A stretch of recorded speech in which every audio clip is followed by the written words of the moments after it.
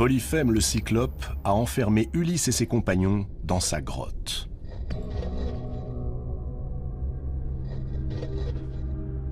Aucune fuite n'est possible.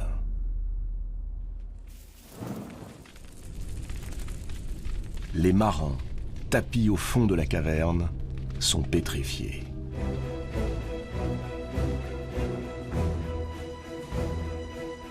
Le Cyclope, cette terrible créature qui bafoue les lois de l'hospitalité, pourtant sacrée chez les Grecs, a déjà tué 3 d'entre eux. Chacun se dit qu'il sera le suivant. Tous prient, invoquent les dieux. Dans la pénombre, se devinent les visages d'Euryloque et Polythèse, les fidèles capitaines d'Ulysse. Euryloque, brave parmi les braves, avait pourtant mis en garde le roi d'Ithaque contre les dangers qui les guettaient sur cette île. Mais Ulysse, curieux d'apercevoir ces mystérieux cyclopes, a refusé d'entendre. Il n'écoute plus.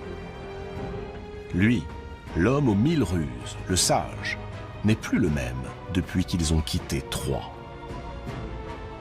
Plus que nul autre, il devrait implorer la déesse Athéna, elle qui fut sa protectrice pendant toute la guerre de Troie. Pourtant, Ulysse ne prie pas. C'est à croire que les divinités lui sont devenues étrangères. Ou peut-être pressent-il qu'il existe un autre moyen de s'échapper de l'antre du Cyclope.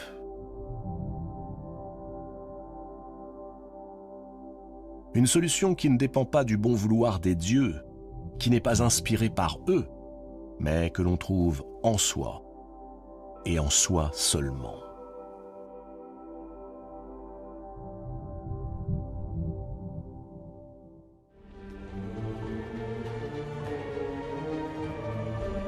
Perdu dans ses pensées, Ulysse balaye d'un regard le sol de la caverne. Une forme attire son attention. C'est une poutre en bois d'olivier, presque aussi épaisse que le mât d'un navire. C'est peut-être la massue dont se sert le Cyclope lorsqu'il part à la chasse. Ce simple bout de bois lui donne une idée. Il va découper et tailler cette poutre pour en faire un pieu. Voyant avec quel entrain leur chef s'active autour du morceau de bois, les marins cessent de se lamenter et se résignent à l'aider.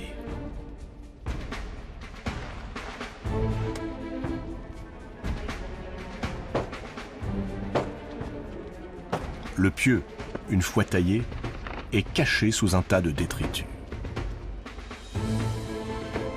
Que tous soient rassurés, explique Ulysse. À la nuit tombée, ils constateront qu'Ulysse est toujours l'homme aux 1000 ruses, ainsi qu'ils l'ont surnommé. Il a un plan pour venir à bout du Cyclope, et il a besoin de 2 volontaires pour le mettre en œuvre.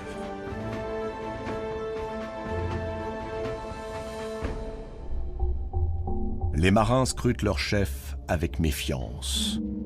Depuis le premier jour de ce voyage vers Ithaque, Ulysse n'a cessé de prendre les mauvaises décisions. Une nouvelle erreur les conduirait plus rapidement encore à leur perte. Ils ont toujours fait preuve d'obéissance envers leur roi. Mais aujourd'hui, ils exigent de connaître le plan avant de se décider. Ulysse désigne alors les 2 grosses outres de vin ramenées de leur expédition chez les Cicones. Ces cadeaux que le prêtre d'Apollon lui a offerts en échange de la vie sauve. Il fera boire le Cyclope jusqu'à l'enivrer, jusqu'à ce qu'il soit saoul et tombe dans le lourd sommeil des ivrognes.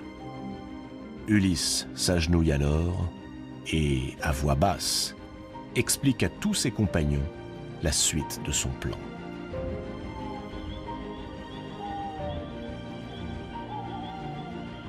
La nuit est tombée.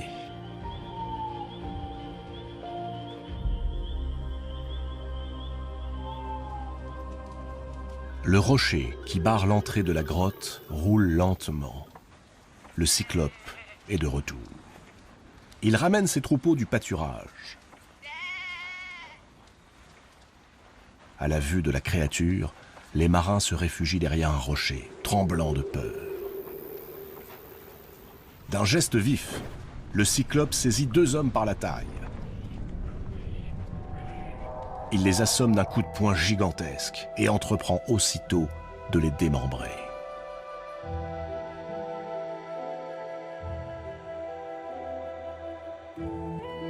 Puis il les dévore.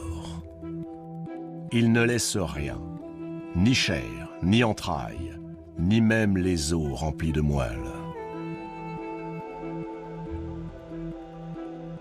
Les compagnons d'Ulysse gémissent, pleurent, lèvent les bras au ciel, vers Zeus.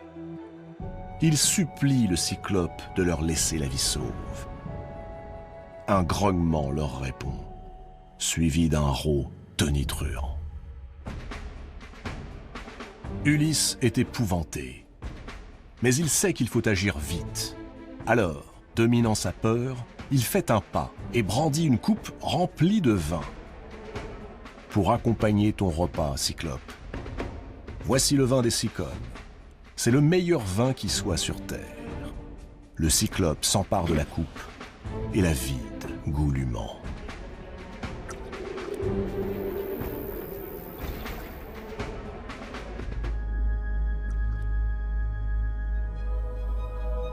L'esprit déjà embrumé, la voix pâteuse, il confirme que c'est bien là un nectar digne des dieux.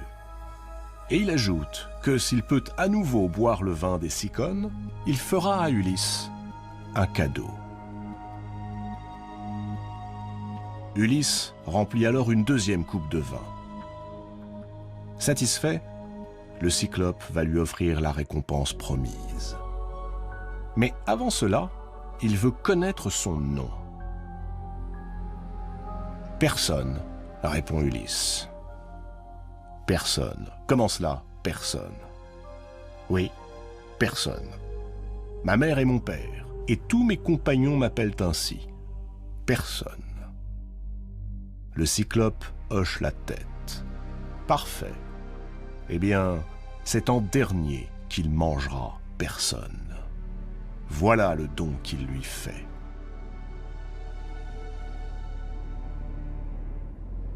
Sur ces mots, le Cyclope engloutit le reste du vin. Et exactement comme Ulysse l'avait prévu, il sombre dans un lourd sommeil.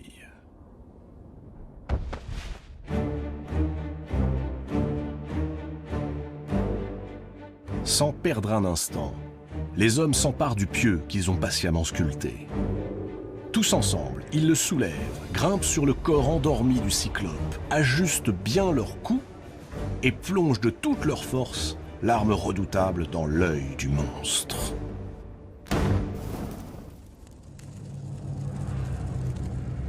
Le Cyclope se réveille en poussant un rugissement terrible. On l'entend jusqu'à l'autre bout de l'île.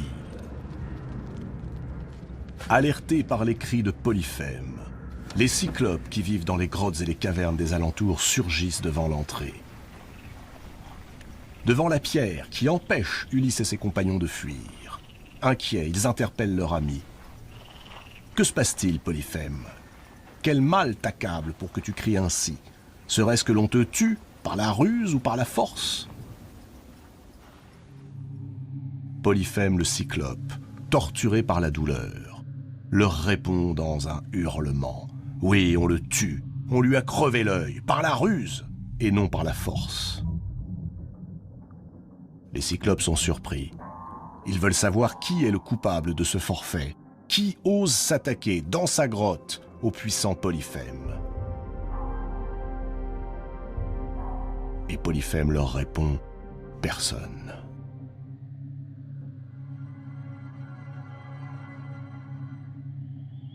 Personne, répètent les Cyclopes.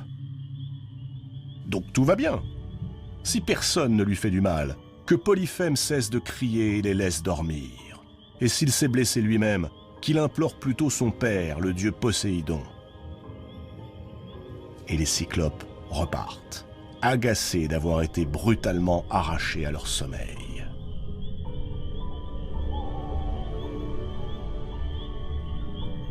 Polyphème, lui, reste allongé sur le sol, grimaçant de douleur.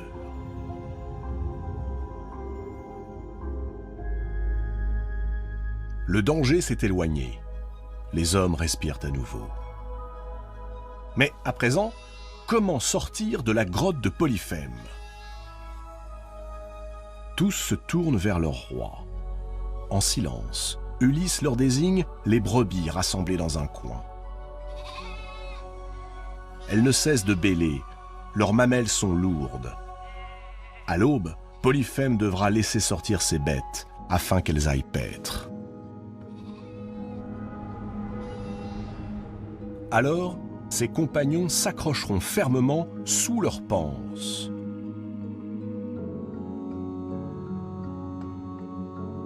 Désormais aveugles, Polyphème ne pourra pas les voir, et leur fuite est assurée. L'espoir renaît doucement dans le cœur des hommes. Mais cette nuit-là, tous restent en alerte, guettant le moindre geste du monstre assoupi.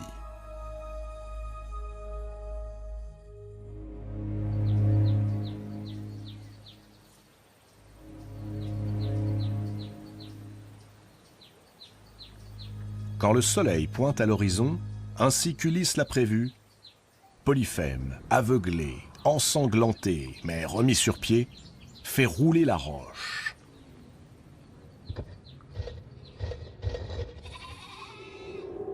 Il appelle ses bêtes, qui aussitôt se dirigent vers la sortie. À mesure qu'elles franchissent le seuil, Polyphème tâte leur dos pour s'assurer que nul ne les chevauche.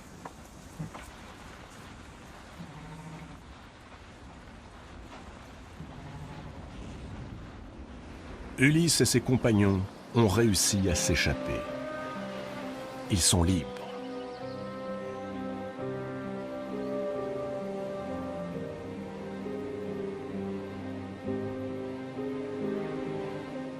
Bientôt, les marins sont à bord de leur bateau, sains et saufs, mais meurtris d'avoir vu 5 d'entre eux dévorés par Polyphème. Ulysse ne peut contenir sa colère et hurle sa rage au Cyclope. Puisque ce monstre a manqué aux règles les plus sacrées de l'hospitalité, il n'a eu que ce qu'il méritait.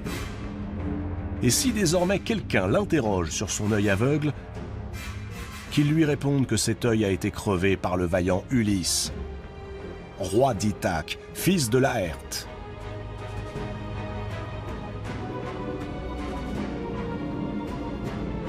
Polyphème, depuis sa montagne, soulève un immense rocher. Pressentant le danger, Euryloque et Polythèse ordonnent aux marins de ramer, vite, loin du rivage. Le Cyclope jette alors le rocher de toutes ses forces à l'endroit précis où se trouvait le navire un instant auparavant. Les bateaux s'éloignent de l'île des Cyclopes, mais à bord, chacun tremble encore en entendant la voix de Polyphème, terrible.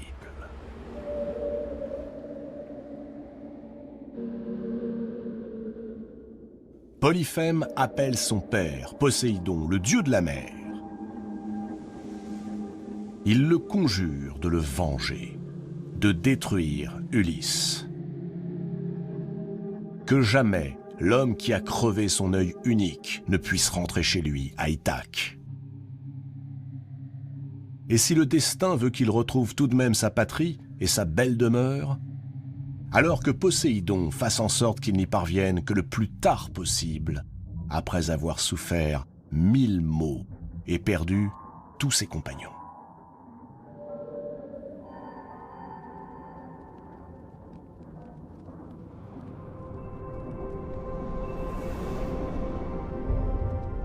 Poséidon, le dieu de la mer, l'ébranleur du sol, le frère de Zeus, est furieux. Ulysse mérite un châtiment, et ce châtiment ne peut être que la mort. Zeus, le dieu des dieux, écoute attentivement son frère. En son cœur, il lui donne raison. Il est fatigué des frasques de cet Ulysse qui persiste dans l'impiété depuis qu'il a quitté Troie. Qu'on en finisse. Oui, tramons-lui une triste mort.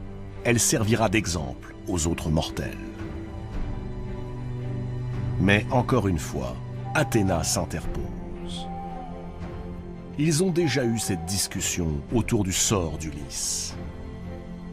N'a-t-elle pas convaincu son père de laisser la vie sauve à l'homme qui doute du pouvoir des dieux? N'est-ce pas, justement, le meilleur moyen de le remettre dans le droit chemin? En l'aidant à rentrer à Ithaque, on s'assurera qu'Ulysse, reconnaissant, répandra sur toute la terre la nouvelle que les dieux de l'Olympe sont bons et justes, indispensables aux mortels.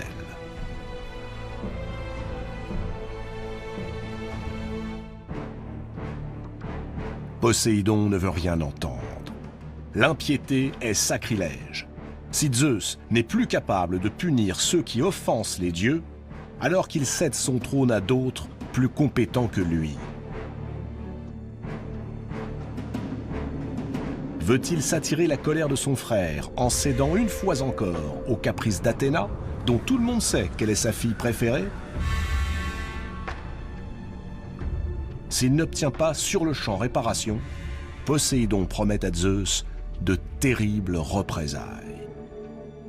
Et qui sait si, cette fois, les dieux absents de l'Olympe ne s'allieront pas aux dieux des mers pour réparer une nouvelle injustice. Zeus entend la menace de son frère. Entre ces deux-là, Athéna et Poséidon, c'est une longue histoire tissée de batailles incessantes et de profondes détestations. Depuis toujours. Et Zeus entend bien ne pas être l'otage de leur querelle. Alors Zeus prend la parole. Il ne craint pas Poséidon, mais il lui rendra justice. Polyphème le Cyclope, depuis son rocher, a exigé que les pires maux s'abattent sur Ulysse et ses compagnons, sans toutefois demander la mort. Or, on ne saurait faire plus que ce que l'outragé lui-même a souhaité. Qu'Ulysse soit donc frappé par le malheur, qu'il endure tout ce que Poséidon voudra lui faire subir, mais il ne mourra pas. Ainsi, le dieu des dieux rend justice, et Poséidon ne saurait s'en plaindre. Et pour prouver à son frère que le crime d'Ulysse ne restera pas impuni, Zeus brandit l'égide et invite Poséidon à saisir son trident. Aussitôt, les vents se déchaînent au-dessus des navires d'Ulysse.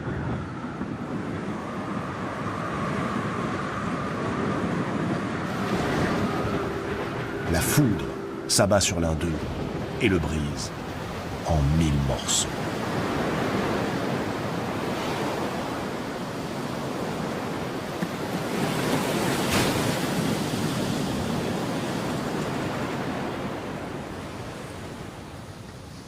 Après une tempête qui a duré des jours et des nuits, le calme est revenu.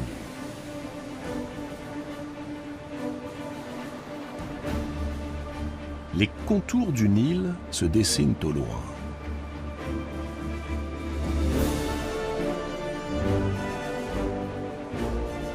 Cette île est protégée par une muraille de bronze qui semble infranchissable. Ulysse reconnaît l'île d'Éole. Éole, un dieu des temps anciens. Petit-fils de Cronos, cousin du grand Zeus.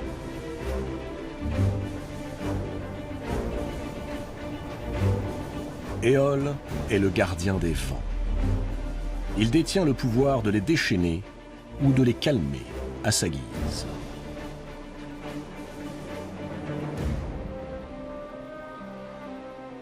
Éole a 12 enfants, 6 filles et 6 garçons. À ses fils, il a donné ses filles pour épouses, et tous les jours, ils festoient ensemble. Lorsqu'Ulysse et ses compagnons se présentent, Éole les accueille à bras ouverts. Il fait preuve à leur égard d'une extrême bienveillance. En échange de son hospitalité, Éole souhaite qu'Ulysse lui parle de la vie. Cette vie qu'il ne connaît pas, lui qui passe son existence sur son île, coupé du reste du monde. Il a soif d'apprendre. Il pose 1000 questions sur les hommes, les paysages et sur la fameuse guerre de Troie.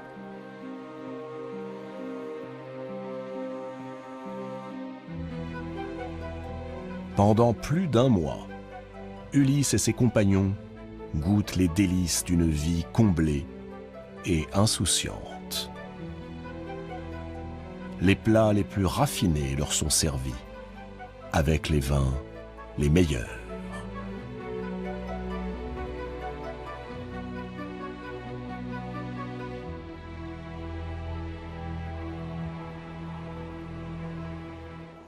Lorsque Ulysse et ses compagnons sont prêts à repartir, Éole fait un cadeau à Ulysse, un cadeau inestimable.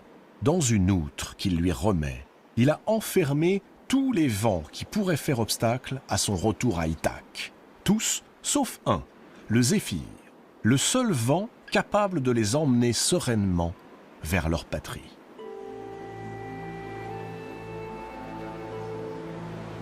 Neuf jours durant, la flotte d'Ulysse navigue. Sur le navire de tête, Ulysse tient seul le gouvernail. Il refuse de le confier à qui que ce soit, craignant qu'une maladresse les fasse dévier de leur route. Sent-il dans son dos les regards sombres de ces hommes qui n'ont en tête que cette mystérieuse outre hissée à la proue par leur chef? Quel fabuleux trésor cache-t-elle qu'Ulysse entend garder pour lui et ne pas partager avec eux?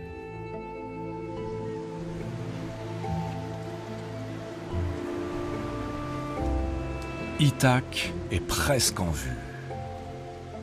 Mais le 10e jour, épuisé par ses nuits de veille, Ulysse se laisse emporter par le sommeil. Les marins n'attendaient que cela. À peine ont-ils compris qu'Ulysse s'est assoupi qu'ils décrochent l'outre d'Éole. Lentement, l'un d'entre eux dénoue le cordon qui la serre.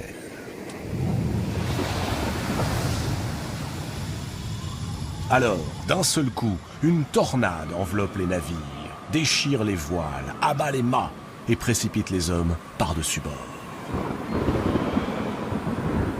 Et les vents, impitoyablement, une fois encore, rejettent Ulysse et ses hommes au large, loin d'Ithaque.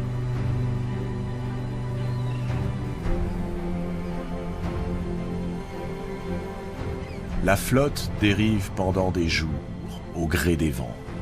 Bientôt, elle est à nouveau devant l'île d'Éole.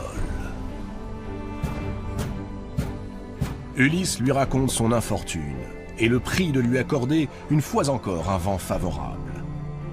Mais la réaction d'Éole n'est plus la même. Si Ulysse a subi tous ces drames, c'est qu'il est poursuivi par le courroux d'un dieu tout-puissant. Et il n'est pas permis d'aider un homme devenu l'ennemi des dieux. Ulysse est maudit.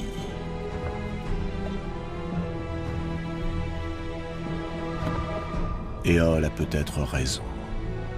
Et s'il était maudit ?